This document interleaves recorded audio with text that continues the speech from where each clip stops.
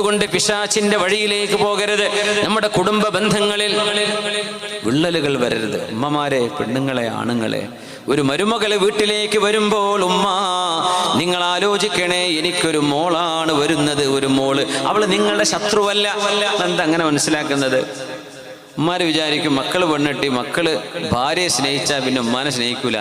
ഉമ്മ ഭാര്യയെ സ്നേഹിക്കുന്ന സ്നേഹം നിങ്ങളെ സ്നേഹിക്കുന്ന സ്നേഹം പോലെ അല്ലല്ലോ. ഉമ്മയെ സ്നേഹിക്കണ പോലെ ഭാര്യനെ സ്നേഹിക്കുക. ഉമ്മൻ്റെ സ്നേഹം ഒരു കുട്ടികളെ സ്നേഹിക്കൂലേ? അപ്പോൾ ഉമ്മ തോന്നുന്നു ആ കുട്ടീനെ സ്നേഹിച്ചുകൊണ്ട് ഇനി എൻ്റെ ഉമ്മാനോട് അവന് സ്നേഹം ഉണ്ടാവൂലേ? അങ്ങനെയൊന്നും ഇല്ല ഉമ്മ. കുട്ടികളോടുള്ള സ്നേഹം ഒന്ന് വേറെയാണ്. അതുകൊണ്ട് ഒരു കുറവുപ്പുറത്ത് വരൂല. ഉമ്മയോടും ഉപ്പയോടുള്ള സ്നേഹം ഒന്ന് വേറെയാണ്. ഭാര്യയോടുള്ള സ്നേഹം ഒന്ന് വേറെയാണ്. ജ്യേഷ്ഠനോടും പെങ്ങളോടും ആങ്ങളയോടുള്ള സ്നേഹം വേറെയാ.